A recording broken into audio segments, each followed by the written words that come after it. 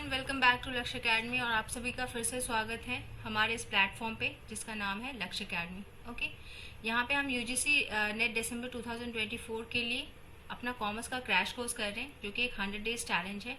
और आज हम कर रहे हैं day 22 and your mock test number 2 of your unit 2। ठीक है, यूनिट 2 का हम मॉक टेस्ट नंबर 2 कर रहे हैं। साथ ही साथ जो भी स्टूडेंट फर्स्ट टाइम हमारे चैनल पर विजिट कर रहे हैं, फर्स्ट टाइम इस वीडियो को देख रहे हैं, इस 100 डेज सीरीज में फर्स्ट टाइम आए हैं, वो डिस्क्रिप्शन बॉक्स में एक लिंक दी गई है, वहाँ से जाके आप हमसे कनेक्ट हो जाएंगे सो दैट क्लास की जितनी भी पीडीएफ है, मॉक टेस्ट की पीडीएफ है, वो सारी आपको अवेलेबल होती रहे। साथ ही साथ क्लास का नोटिफिकेशन भी आपको मिलता रहे, इसके लिए आप जाके हमसे कनेक्ट हो जाएंगे। प्लस वन मोर थिंग कि अगर किसी को कॉम्प्रिहेंसिव स्टडी करनी है ना, कॉम्प्रिहेंसिव डिटेल्ड स्टडी करनी है नेट जेआरएफ की, तो आप हमारा क्या है डिटेल्ड ये कॉम्प्रिहेंसिव बैच परचेज कर लेंगे, जिसमें detailed classes, mock test, live and recorded classes plus PDF notes और डाउट सेशन क्लासेस भी आपको मिलेंगी। ठीक है, अभी यहाँ पे आपका 22% का ऑफ चल रहा है, जिसको आप इस डिस्काउंट को आप ले सकते हैं बाय अप्लाइंग कोड PO22। ये कोड लगा के आप 22% का ऑफ ले सकते हैं। ठीक है, चलिए, ये सारा कोर्स से रिलेटेड इन्फॉर्मेशन थी आपकी। अब हम आते हैं अपने क्वेश्चंस पे, टेस्ट के क्वेश्चंस पे।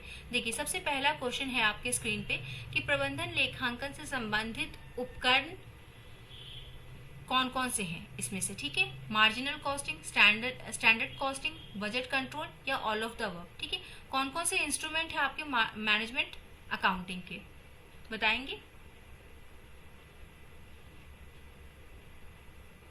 देखिए, ये सारे जो हैं marginal costing, standard costing, control, budget control, cost accounting, ratio analysis, है ना, ये सारा आपका ये सभी किस में आ जाते हैं, आपका मैनेजमेंट अकाउंटिंग के पार्ट है। तो आपका ऑप्शन क्या हो जाएगा, ऑल ऑफ द अबव।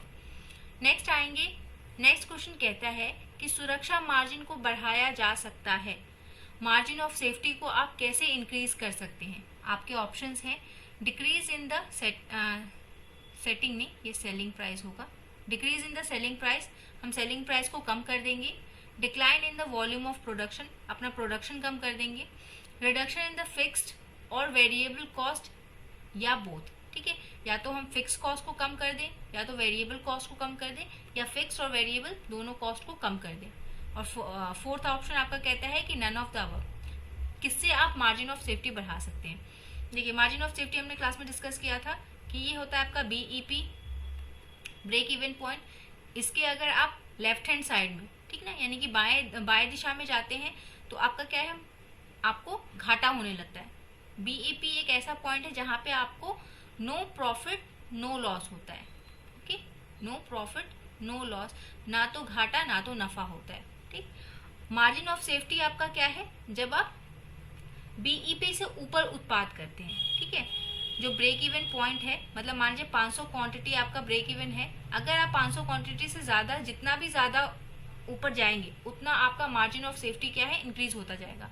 तो आप कैसे अपना मार्जिन ऑफ सेफ्टी को बढ़ा सकते हैं, तो इसके लिए आपके पास इसका आंसर आपका है ऑप्शन नंबर C, कि या तो आप क्या करें, अपना रेवेन्यू बढ़ा लें, है ना, या तो रेवेन्यू को इंक्रीज कर लें, है ना, या तो आपने कॉस्ट को डिक्रीज कर लें। दो ही कंडीशन है आपको मार्जिन ऑफ सेफ्टी बढ़ाने के, या तो आप रेवेन्यू को इंक्रीज कर लें या कॉस्ट को कम कर लें। तो कॉस्ट हमारा दो तरीके का होता है, फिक्स्ड एंड वेरिएबल, या तो आप फिक्स को कम कर लें या तो वेरिएबल को कम कर लें, या तो दोनों को ही कम कर लें। तो इससे आपका मार्जिन ऑफ सेफ्टी क्या है, इंक्रीज हो जाएगा। नेक्स्ट क्वेश्चन देखेंगे। देखिए, नेक्स्ट क्वेश्चन कहता है कि जब लाभ मात्रा अनुपात यानी कि PV ratio, profit volume ratio 40% है, ठीक है, और आपका सेल्स कितना है, सेल्स का मूल्य क्या है आपका 10,000, तो आपको बताना है कि इसका वेरिएबल कॉस्ट कितना होगा। ओके, बताएं का वेरिएबल कॉस्ट कितना आएगा। देखिए, इसका आंसर है आपका 6,000। अब निकालेंगे कैसे आप, देखिए, एक तो फॉर्मूला होता है आपका PV ratio is equal to contribution by sales into 100। ठीक है, लेकिन हमको यहाँ पे कंट्रीब्यूशन का कुछ पता नहीं है। और कंट्रीब्यूशन आपका क्या होता है, कंट्रीब्यूशन आपका होता है selling price minus fixed cost, आपको कंट्रीब्यूशन मिल जाता है। तो ना हमको यहाँ पे सेलिंग का तो पता है, बट आपको फिक्स्ड कॉस्ट का हमको नहीं पता है। ओके, तो हम यहाँ पे एक फॉर्मूला लगाएंगे, PV ratio is equal to your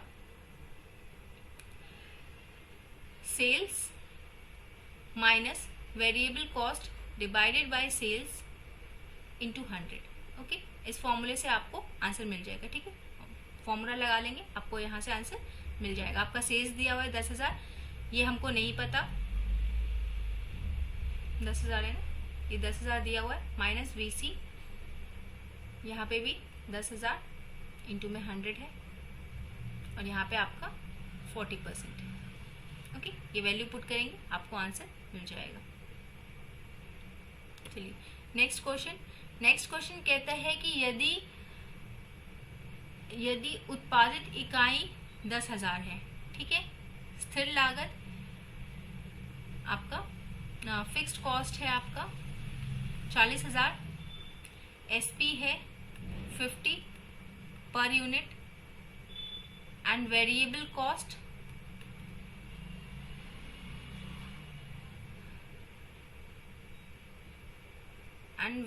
cost है आपका कितना 30 रुपीज।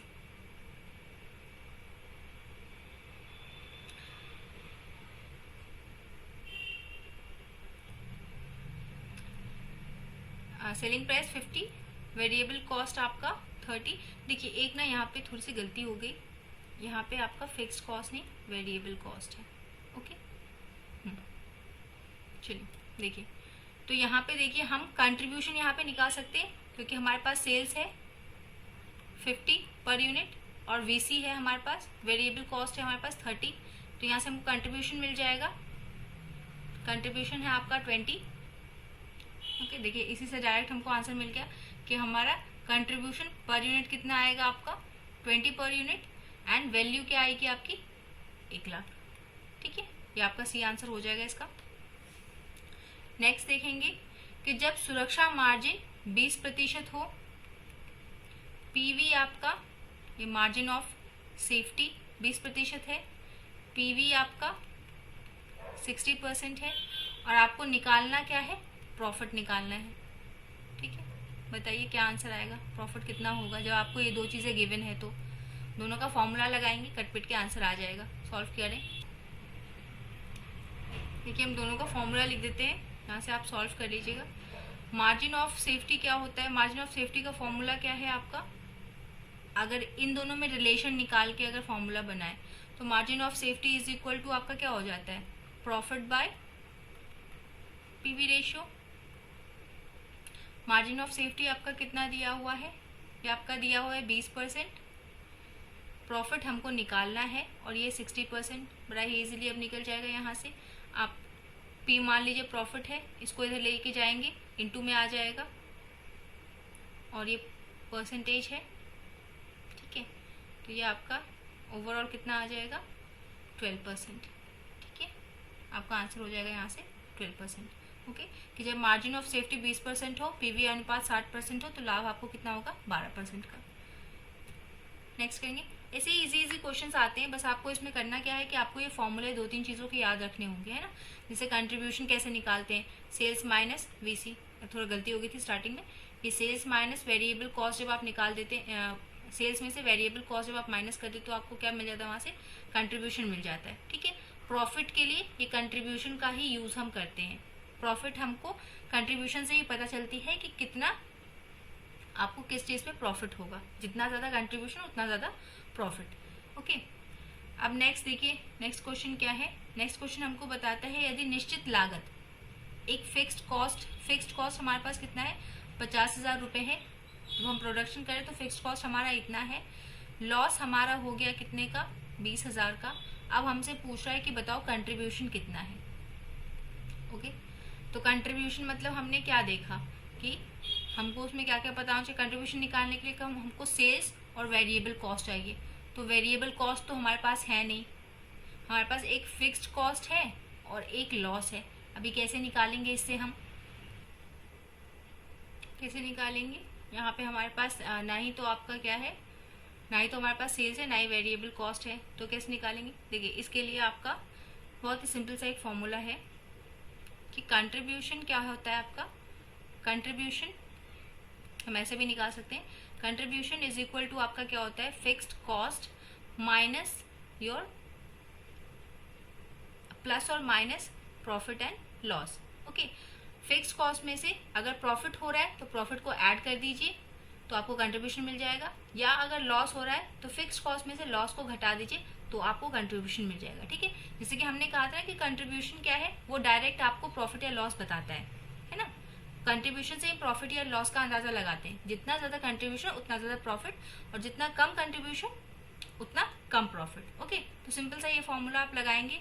यहाँ पे हमको प्रॉफिट नहीं दिया हुआ है, ठीक है, तो हम ये हटा देते हैं, मतलब कि फिक्स्ड कॉस्ट माइनस आप लॉस अगर हटा देंगे तो आपको कंट्रीब्यूशन पता चल जाएगा।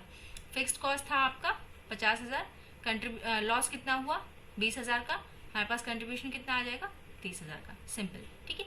देखिए इतने सिंपल क्वेश्चन भी आते हैं, बस वही बात, वही शर्त है कि आपको क्या है, फॉर्मूले याद होने चाहिए, और ये कुछ फॉर्मूले तो आप याद ही कर लेंगे, जैसे कंट्रीब्यूशन का आप बीईपी का क्वांटिटी और वैल्यू दोनों में हमने क्लास में डील किया हुआ है। देन आपका मार्जिन ऑफ सेफ्टी का आपको पता होना चाहिए। फिर आपका क्या है, एक पीवी रेशियो का आपको पक्का से आना चाहिए। 2-4 फॉर्मूले घुमा फिरा के सब एक दूसरे से मिलते जुलते हैं, ये इतने फॉर्मूले कम से कम आप याद कर लेंगे। ओके, देखिए नेक्स्ट कहता है कि कैश फ्लो एग्जाम्पल, इसमें से कौन सा कैश फ्लो का जो है परिचालन गतिविधि यानी कि ऑपरेटिंग एक्टिविटी से का एग्जाम्पल है ना, मतलब डे टू डे लाइफ में किस में हमारा कैश फ्लो हो सकता है ना, कैश का। पहला कहता है purchase of own debentures, debenture हमारा ऑपरेटिंग में नहीं आता, फिक्स्ड एसेट नहीं आता, इक्विटी शेयर नहीं आता। ऑपरेटिंग में हमारा आता क्या है, interest paid on term deposit by bank, ठीक है, बैंक द्वारा सावधि जमा पर दिया गया ब्याज जो है, ये हमारा कैसा है, कैसा कैश फ्लो है, ये cash flow from operating activity है। ठीक है, चलिए नेक्स्ट क्वेश्चन देखेंगे कि फैक्ट्री ओवरहेड को और किस नाम से आप जानते हैं, sundry overhead, works overhead, extra overhead या टोटल ओवरहेड, किस नाम से आप जानते हैं? जी, इसका सही आंसर क्या हो जाएगा आपका, वर्क्स ओवरहेड के नाम से हम जानते हैं फैक्ट्री ओवरहेड को। देन नेक्स्ट क्वेश्चन आपका कहता है कि निम्नलिखित में कौन सा वित्तीय विवरण विश्लेषण का तकनीक है, comparative size statement, common size statement, comparative size statement, trend analysis या तीनों के तीनों?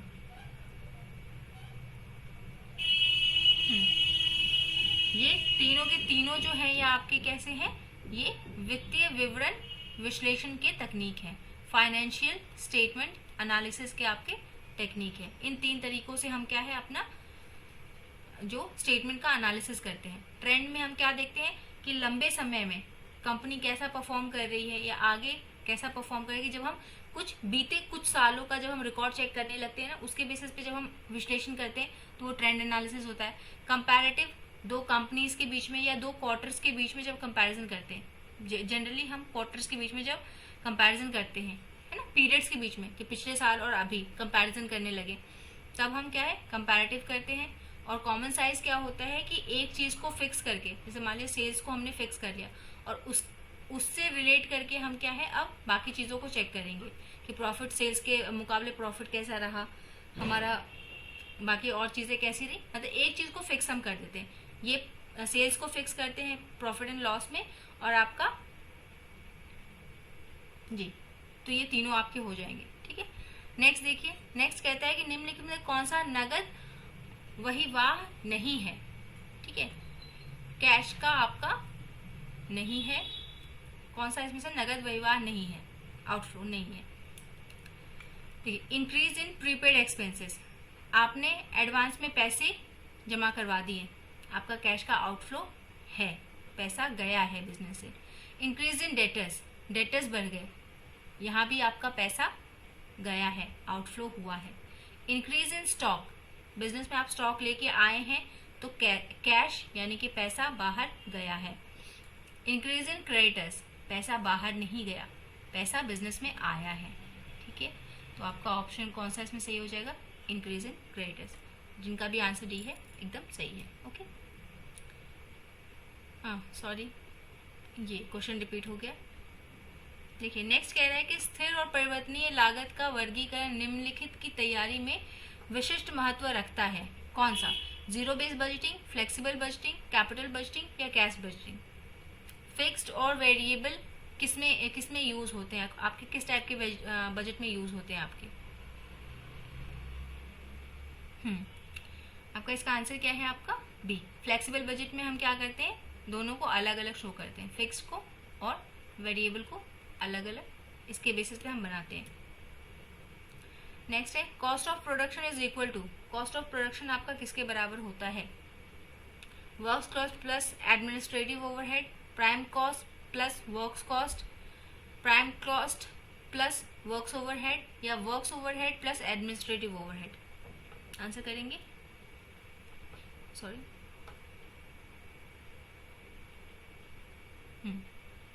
इसका आंसर क्या हो जाएगा आपका? सी। प्राइम कॉस्ट में जब हम ऐड कर देते हैं वर्क्स ओवरहेड तो हमको क्या मिल जाता है? Cost of production. नेक्स्ट, प्रति इकाई स्थिर लागत उत्पादन में वृद्धि के साथ डैश और उत्पादन में गिरावट के साथ डैश होता है।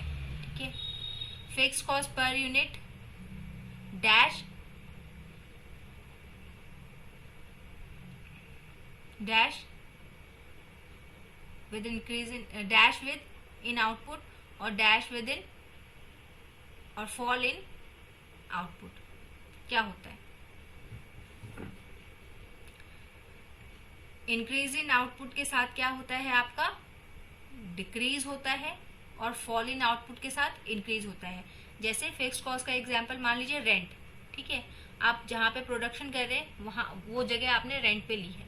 ठीक है, तो अगर आपका आउटपुट बढ़ेगा, आउटपुट ज़्यादा होगा, रेंट तो आप उतना ही पे करेंगे। जैसे मान लीजिए 50,000 रेंट है तो 50,000 आप पे ही कर रहे हैं, बट अगर आपका आउटपुट बढ़ेगा तो सेल्स ज़्यादा होगी, है ना, आप बेचेंगे भी ज़्यादा।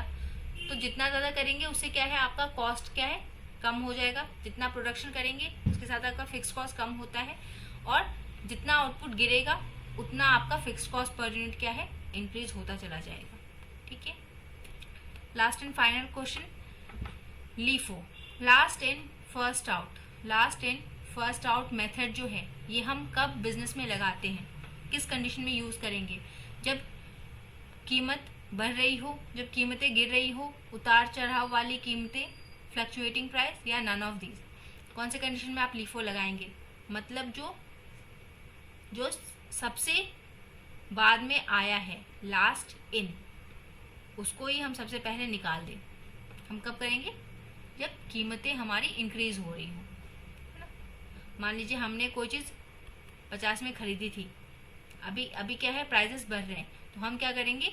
प्राइजेस अगर इंक्रीज हो रहे हैं तो जो लास्ट इन हुआ है उसको फर्स्ट आउट कर देंगे। ओके, तो these are all your questions, आज के मॉक टेस्ट के क्वेश्चन से। अब देखिए जैसे कि यहाँ पे लास्ट इन फर्स्ट आउट वाला कॉन्सेप्ट आ गया है ना, तो इससे रिलेटेड चीज़ें आप देख लीजिएगा घर पे, सो दैट आपका रिविजन और स्ट्रांग हो जाए। अगर लीफो यहाँ पे बताया गया है तो आप फीफो वाला खुद से कर लेंगे। ओके, चलिए जाते जाते फिर से एक बार ये इन्फॉर्मेशन कि जिसको भी कॉम्प्रिहेंसिव स्टडी करनी है वो हमारा कॉम्प्रिहेंसिव बैच परचेज कर लेगा। अभी 22% का डिस्काउंट चल रहा है आपका। इस डिस्काउंट के लिए आप कोड लगाएंगे PO22 का। ठीक है, चलिए, thank you everyone, have a nice day and wonderful day.